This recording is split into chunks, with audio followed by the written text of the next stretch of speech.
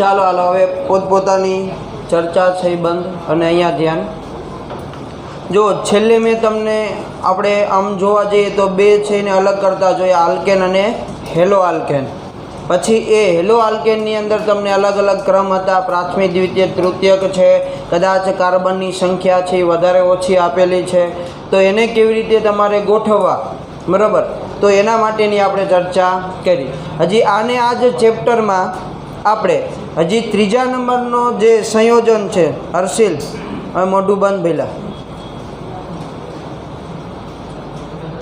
ચાલો હાલો હવે આને આ જ ચેપ્ટરમાં આપણે ત્રીજા નંબરનો જે સંયોજન છે હેલો એરિન સંયોજન તો હવે તમને જો ચાર ઓપ્શનની અંદર આલ્કેન હોય હેલો આલ્કેન હોય ને હેલો એરિન હોય તો એને કેવી રીતે ઉત્કલન બિંદુના ક્રમની અંદર ગોઠવવા તો એના માટે પહેલાં એ બંને વચ્ચેનો જે સંબંધ છે એ આપણે સમજવો જરૂરી છે પછી હેલો એરિનમાં પાછા અલગ અલગ પ્રકારના આવે ડાય હેલો એરિન કે જેની અંદર ઓર્થોપેરા અને મેટા હોય તો ઓર્થોપેરા અને મેટાને કેવી રીતે ગોઠવવા એ પણ વસ્તુ છે આપણે જોવાની છે તો જુઓ કે આ છે એ કન્ટિન્યુ હજી ભૌતિક ગુણધર્મની અંદર જ તમારે રાખવાનું આ તો મેં હેડિંગ આપ્યું છે એટલે તમારે હેડિંગ નવું નથી આપવાનું એની અંદર જ છે બરાબર તો જો કે હેલો આલ્કેન કરતાં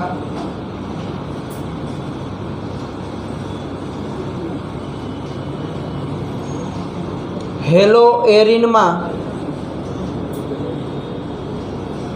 CX બંધ લંબાઈ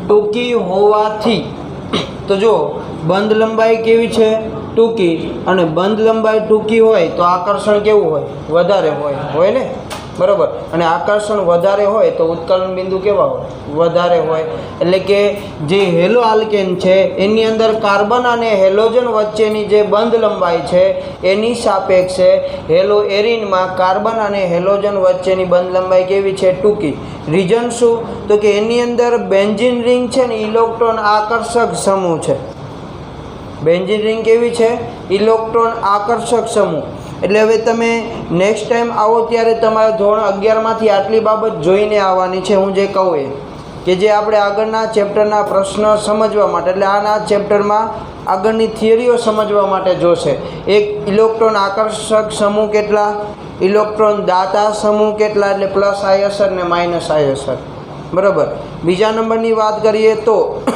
કેન્દ્ર અનુરાગી પ્રક્રિયક કયા કયા ઇલેક્ટ્રોન અનુરાગી પ્રક્રિયક કયા કયા એ જોઈને આવવાનું ઓર્થો અને મેટા નિર્દેશક એટલે ઓર્થોપેરા અને મેટા નિર્દેશક કોણ કોણ છે કોનું નિર્દેશ કરે છે એ એક તમારે ધોરણ 11માંથી જોઈ લેવાનું અને સૌથી વધારે મહત્ત્વની બાબત જે મેં તમને છેલ્લે એક્ઝામ વખતે પણ શીખવાડેલી કાર્બોકેટાઇનની સ્થાયીતા કયો કાર્બોકેટાઇન વધુ સ્થાયી કયો કાર્બોકેટાઇન છે એ ઓછો સ્થાયી કારણ કે એના આધારે જે છે એ હવે આપણે આગળ કેન્દ્ર અનુરાગી પ્રક્રિયા આવશે એ સમજવાની છે તો આટલી બાબત છે મેં કીધું એટલું જોઈને આવજો કારણ કે હવે બધા પછીના ટોપિકમાં એનો જ ઉપયોગ કરવાનો થશે બરાબર ખાસ કરી અને જે મહત્ત્વની પ્રક્રિયા છે SN1 અને SN2 એની અંદર તો જુઓ વાત છે અત્યારે હેલો આલ્કેન અને હેલો એરિનના ઉત્કલન બિંદુની તો આની બંધ લંબાઈ છે એ ટૂંકી હોવાથી તેના ઉત્કલન બિંદુ હેલો આલ્કેન કરતાં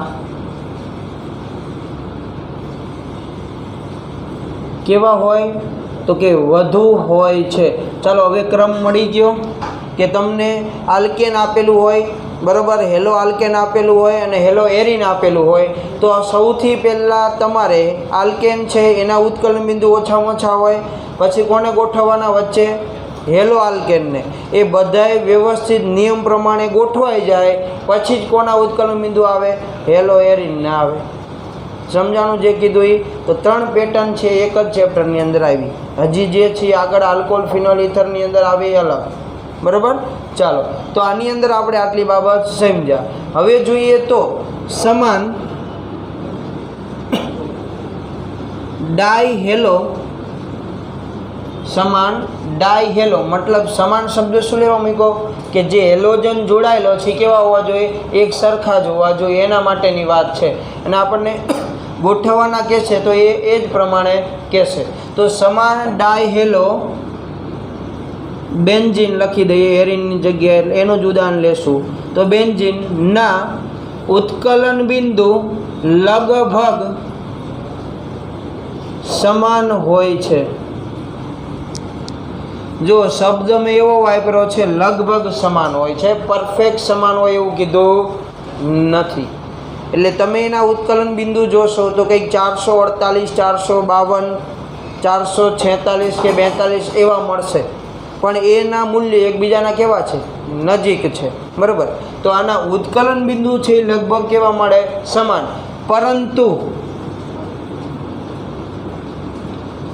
તેમના પેરાસમઘટકનું ગલન બિંદુ, જો હવે વાત કોની કરું છું? હર્ષિલ, ગલન બિંદુની. હા, એટલે મને એ જ ખબર છે કે તું નીચે જો તને બોર્ડમાં જ દેખાય સીધું. બરાબર. તું ખોટી આર્ગ્યુમેન્ટ રવા દે એમ, કારણ કે મેં એકવાર નહીં, ત્રીજી વાર જોયું ને એટલે કીધું. મેં પહેલાંય કીધું ને કે 2 વારે એમણે આમ સમજાઈ જાય તો વાંધો નહીં, આપણે 5 મિનિટ બગાડવાની થતી નથી, પણ તોય એને જ કામ ચાલુ રહે તો જ મારે કહેવું પડે. મેં કાલે કીધું એમ પ્રમાણે, ભાઈ સીતાની હરણ થાય, હરણની સીતા થાય ખબર ના પડે. બરાબર. એટલે ધ્યાન આપશો તો એ કંઈક ખબર પડે. પછી કે સાહેબ કંઈ સમજાણું નહીં, પણ ધ્યાન ન હોય તો શું સમજાય? એટલે ખાલી બેવા ખાતર જ ફી ભરી એના જેવું લાગે. તો 12 જગ્યાએ 2000 બુંડા. બરાબર છે, ટાઈમ પાસે થશે, એવો નથી કરવાનો ને. હા, તો ભાઈ અહીંયા ધ્યાન આપ્યું ને અહીંયા નીચે શું કામ તારે? ચાલો, જો ખાસ ધ્યાન આપજો, વાત અહીંયા ગલન બિંદુની છે, ઉત્કલન બિંદુની નથી. ગલન બિંદુ કોના હોય? ઘન પદાર્થ છે એના ગલન બિંદુ હોય, અને પ્રવાહી પદાર્થના શું હોય? ઉત્કલન બિંદુ હોય. એટલે હાલ અત્યારે આપણે ઘન પદાર્થ છે પેરાસમ ઘટક. બરાબર. પેરાસમ ઘટક એટલે તમને પેરા ડાયક્લોરો બેન્ઝીન મળે એની વાત ચાલે છે. એકબીજાના સમઘટકો જ કહેવાય ને, બાકી બધું સરખું જ હોય, પણ બંધારણીય સૂત્ર કેવા હોય? અલગ અલગ હોય. તો જો એના પેરાસમ ઘટકનું ગલન બિંદુ એ ઓર્થો અને મેટા સમઘટક કરતાં વધુ મળે છે અથવા વધુ હોય છે. આવું થવાનું કારણ શું છે? તો કે કારણ કે પેરાસમઘટકની સ્ફટિક રચનામાં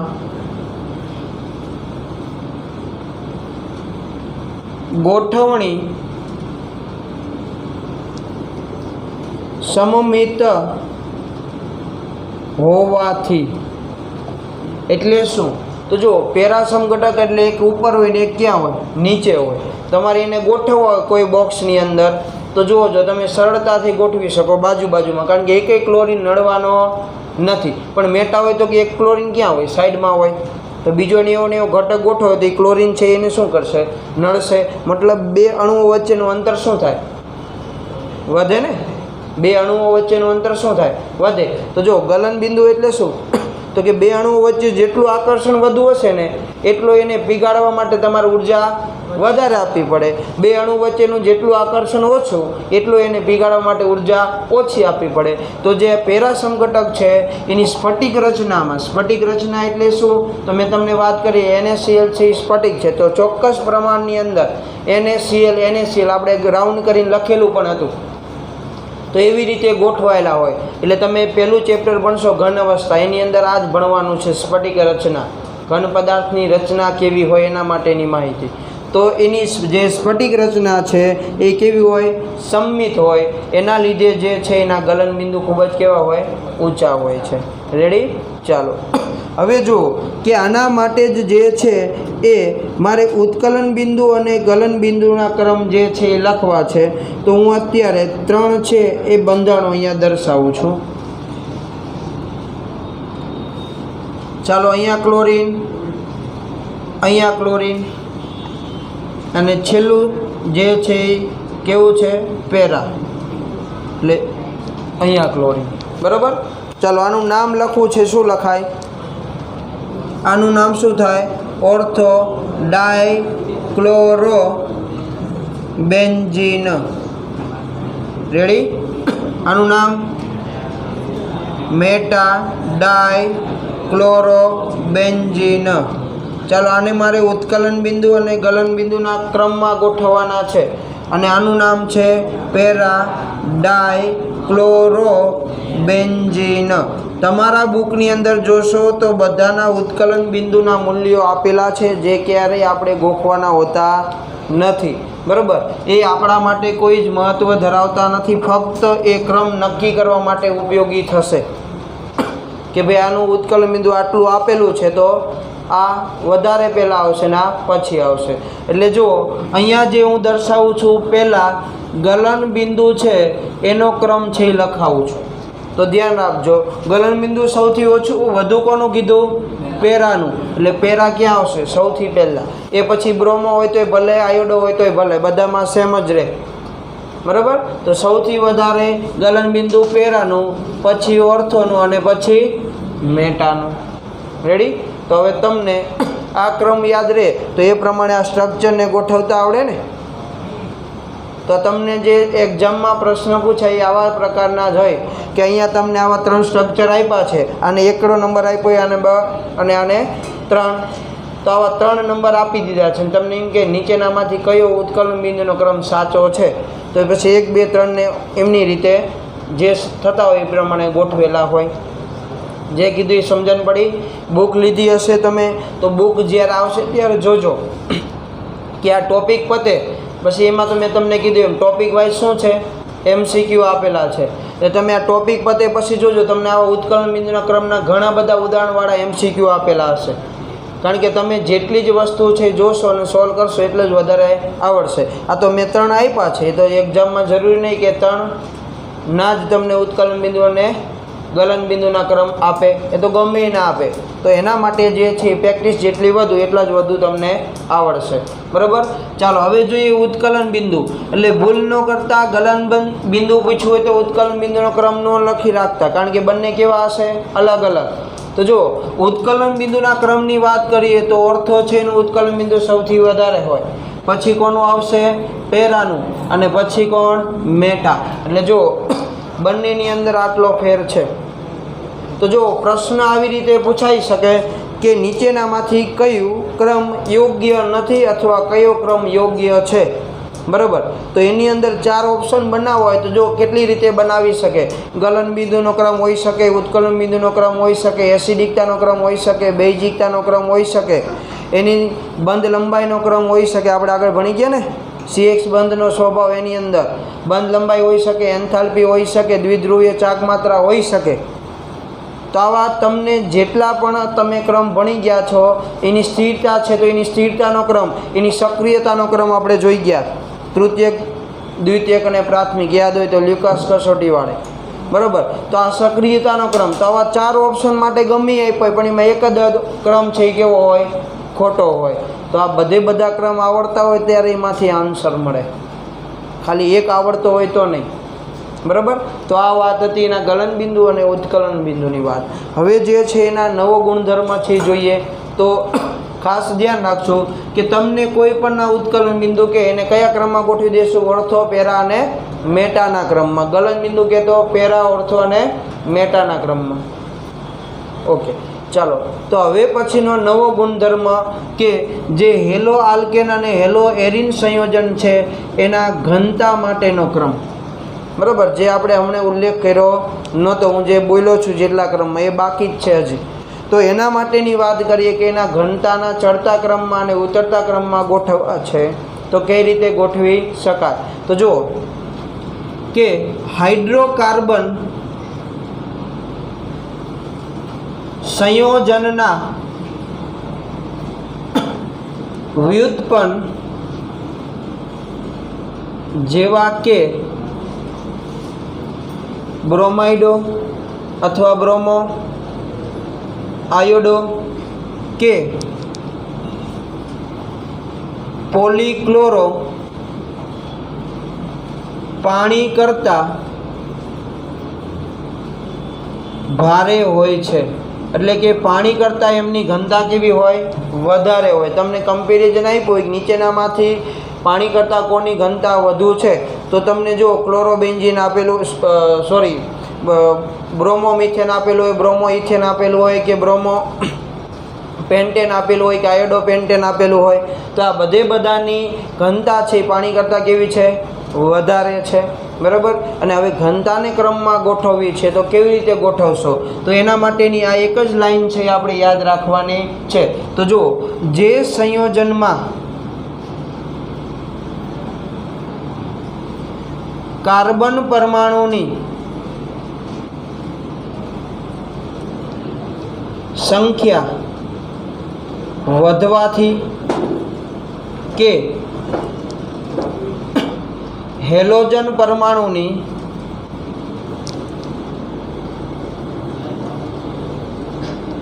સંખ્યા વધવાથી કે હેલોજન પરમાણુના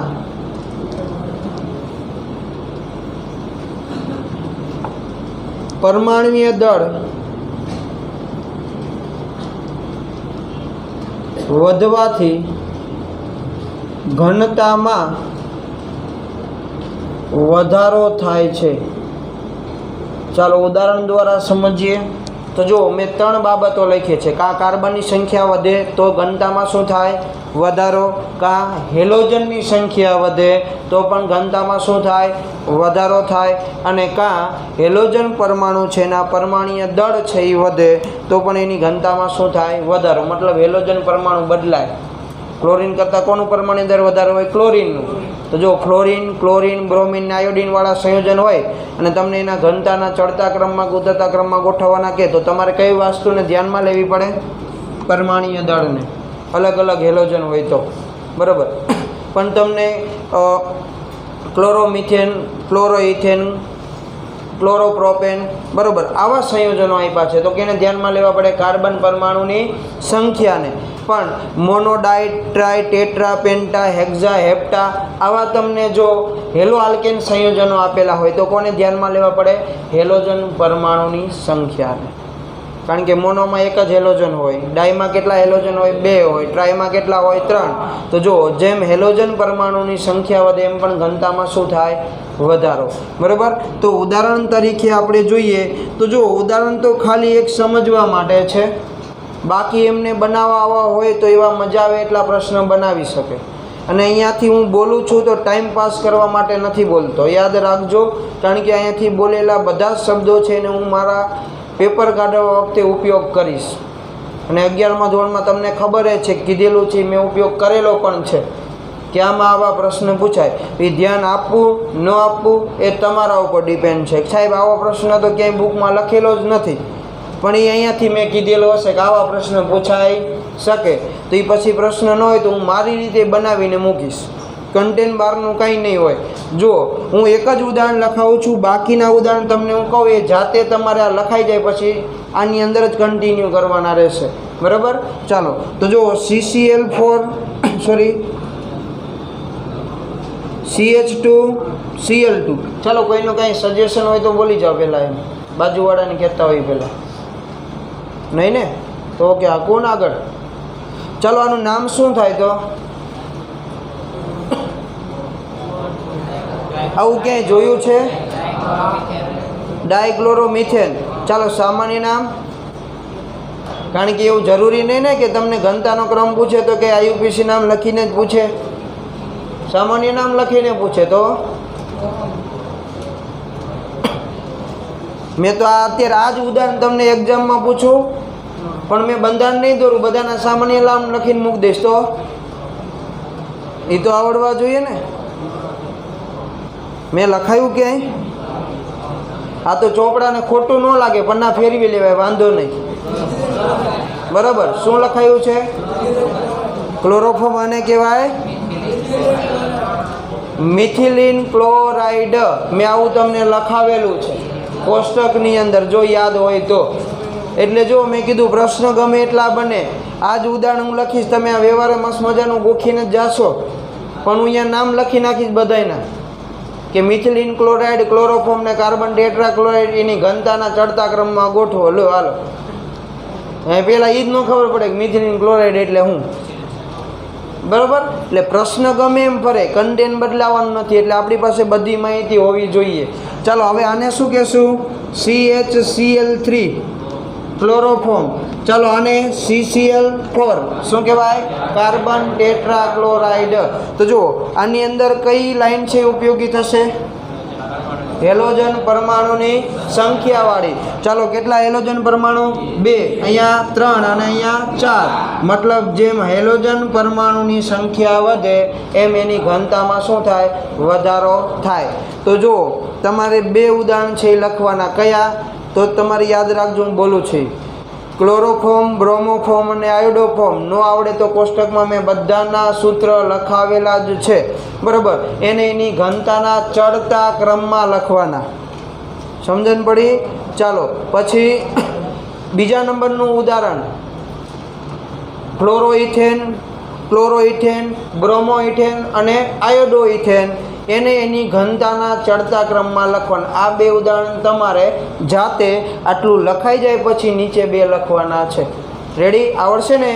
આ એક જ લાઈનનો ઉપયોગ કરીને આ ક્રમ નક્કી કરવાનો છે.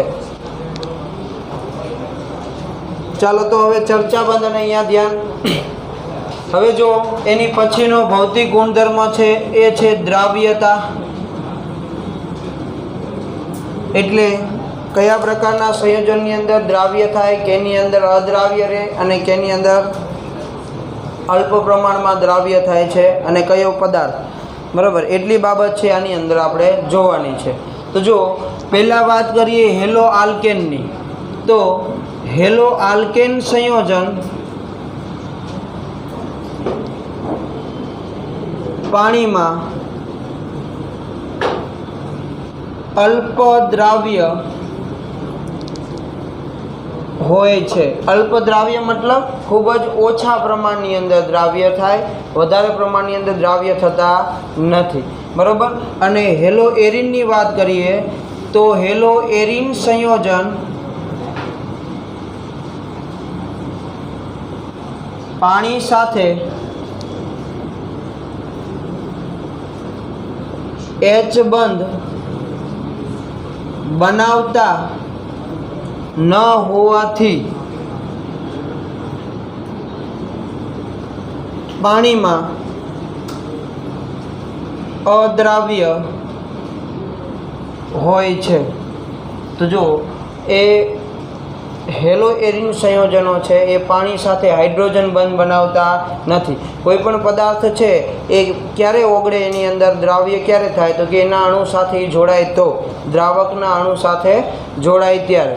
તો પાણીના અણુ છે એની સાથે હેલો એરિન સંયોજનો છે હાઇડ્રોજન બંધ બનાવતા નથી. તો હાઇડ્રોજન બંધ બનાવે નહીં તો એની સાથે જોડાવાના નથી, મતલબ એ પાણીની અંદર દ્રાવ્ય થાય નહીં. પરંતુ હેલો આલ્કેનની વાત કરીએ તો હેલો આલ્કેન સંયોજન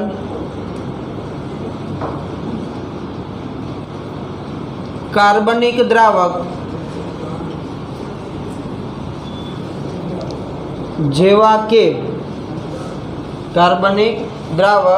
જેવા કે એસીટોન, ઇથર, ઇથેનોલ, THF એટલે કે ટેટ્રાહાઇડ્રોફ્લોરાઇડ અને CCl4 માં દ્રાવ્ય હોય છે, એટલે કે અથવા એની અંદર દ્રાવ્ય થાય છે. તો દ્રાવ્યતા માટે આપણે આટલી બાબત છે એ યાદ રાખવાની છે, જે ફક્ત તમને કઈ જગ્યાએ કામ આવશે? તો કે તમને એવા પ્રશ્નો પૂછાય કે નીચેનામાંથી કયું વિધાન ખોટું છે, કયું વિધાન સાચું છે, અથવા તમને જે ખરા ખોટા પૂછીએ છીએ આપણે તો એની અંદર પૂછાઈ શકે કે હેલો આલ્કેન સંયોજન છે એ પાણીમાં દ્રાવ્ય હોય છે, અથવા હેલો એરિન સંયોજન છે એ પાણીમાં દ્રાવ્ય છે. તો એ તમે આ વાંચ્યું હોય તો ખબર હોય કે દ્રાવ્ય છે કે અદ્રાવ્ય છે. તો બસ એ આ બાબત છે આપણે એના પૂરતી જ છે એ રાખવાની છે, થિયરીમાં પૂછાય એવો પ્રશ્ન છે નહીં, બરાબર.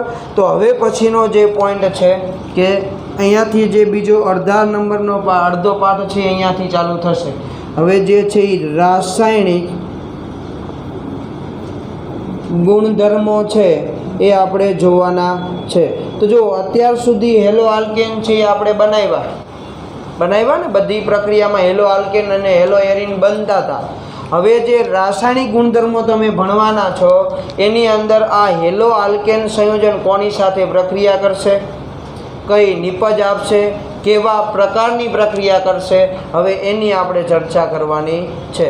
તો જો એની અંદર સૌથી પહેલાં વાત કરીએ તો હેલો આલ્કેન અને હેલો એરિનના રાસાયણિક ગુણધર્મ સમજવા માટે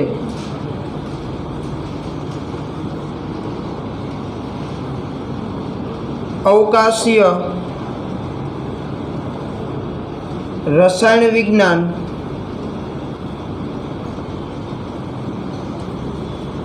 સમજવું જરૂરી છે.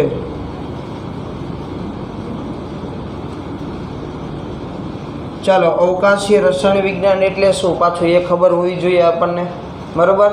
ભલે તમને આમ ખબર છે પણ એને એ વાતની નથી ખબર કે આને અવકાશીય રસાયણ વિજ્ઞાનની અંદર આ બાબત આવે છે, બરાબર. એના માટે મેં તમને એ વસ્તુ બતાવેલી પણ છે મોડલ સાથે, બરાબર. પણ અત્યારે હું કહીશ ત્યારે યાદ આવશે, ત્યાં સુધી યાદ નહીં આવે. તો સૌથી પહેલાં આપણે વાત કરીએ અવકાશીય રસાયણ વિજ્ઞાન એટલે શું, એની વ્યાખ્યા જે છે આપણે લખીએ. તો જો કાર્બનિક રસાયણ વિજ્ઞાનની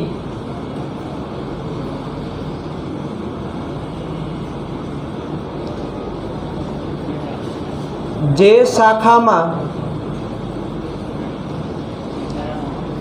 સંયોજનની ત્રિપરિમાણીય રચનાનો અભ્યાસ કરવામાં આવે છે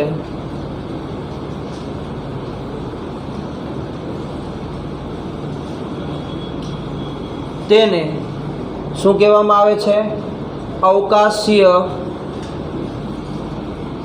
રસાયણ વિજ્ઞાન કહે છે.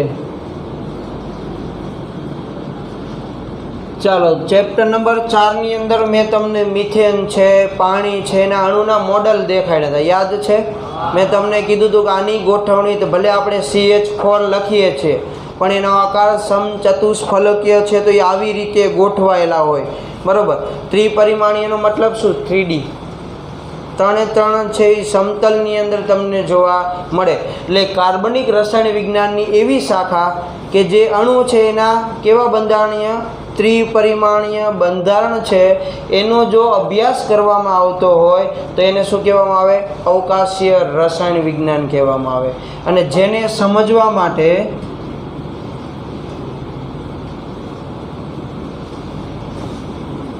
સમઘટકતા સમજવી જરૂરી છે. એટલે કે એને તમારે સમજવું હોય તો અવકાશીય સમઘટકતા છે એ સમજવી જરૂરી છે. અને સમઘટકતાના મુખ્ય બે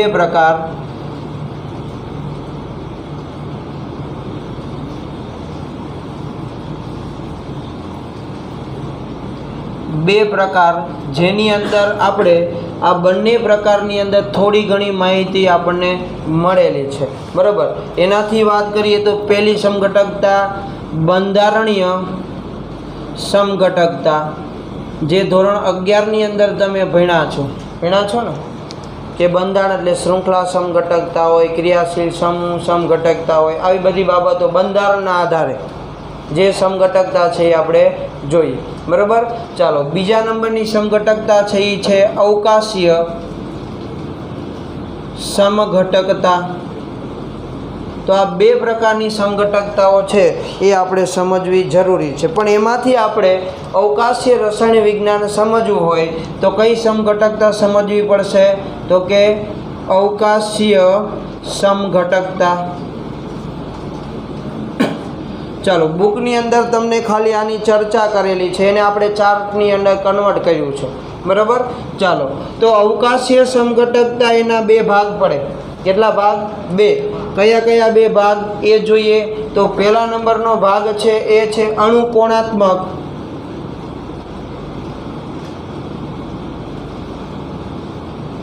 સમઘટકતા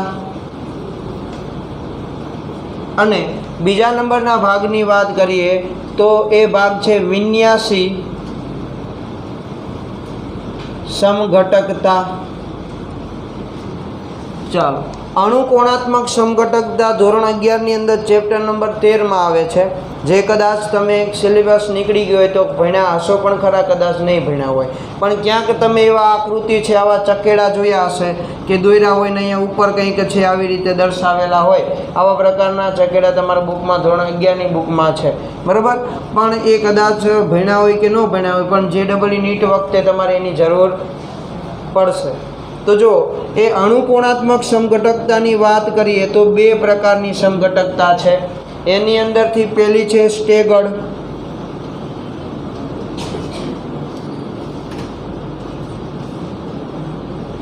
જેને તમારી બુકમાં આ ભાષાથી લખેલું છે શાંતરીત. કઈ ભાષા? શાંતરીત, બરાબર. અને બીજા નંબરની છે ઇક્લિપ્સ, જેને ગ્રસ્ત એવી ભાષાની અંદર દર્શાવેલું છે. તો આ જે છે એ અણુકોણાત્મક સમઘટકતા છે, બરાબર. એની અંદર બે પેટા શાખાઓ છે એ પડે છે. પણ આપણે તો જે અવકાશીય સમઘટકતા સમજવી હોય તો એ આ બાજુની સમઘટકતા છે એમાંથી સમજવાની છે. તો જો વિન્યાસી સમઘટકતા, બે પ્રકારની વિન્યાસી સમઘટકતા. એની અંદર પહેલી છે પ્રકાશ ક્રિયાશીલ સમઘટકતા અને બીજા નંબરની વાત કરીએ તો ભૌતિક સમઘટકતા. અને આની અંદરથી બે સમઘટકતાઓ તમે જે છે એ ભણી ચૂક્યા છો. બે કઈ કઈ? તો સિસ અને ટ્રાન્સ ભણી ગયા ને, સિસ, બરાબર. બીજા નંબરનું શું છે? ટ્રાન્સ. બાકીની બે છે એ તમે ચેપ્ટર નંબર 9, આપણું જે 12મા ધોરણનું ચેપ્ટર નંબર 9 છે ભાગ 1નું, એની અંદર ભણશો. પહેલું છે એનું નામ છે ફેશિયલ અને બીજા નંબરની છે એનું નામ છે મેરેડિયોનલ,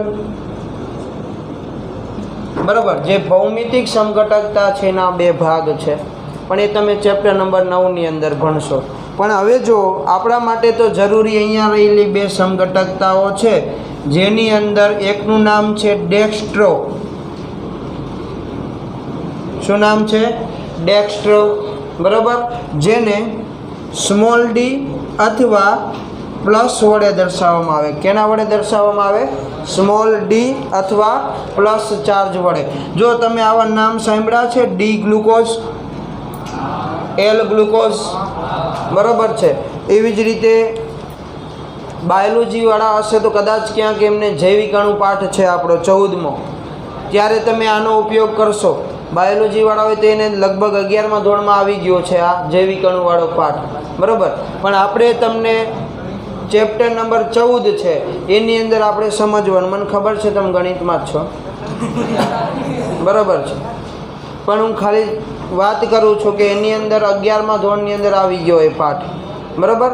તો એની અંદર પહેલી સમઘટકતા છે ડેક્સ્ટ્રો અને બીજા નંબરની સમઘટકતા છે એનું નામ છે લિયો.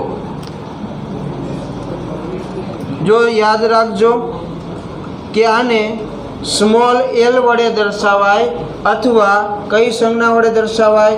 માઇનસ સંજ્ઞા વડે દર્શાવાય. આ બધી જ બાબતો છે આપણે આગળ ડિટેલની અંદર સમજવાની છે. કેપિટલ ડી વિન્યાસે આવશે અને કેપિટલ એલ વિન્યાસે આવશે, બરાબર.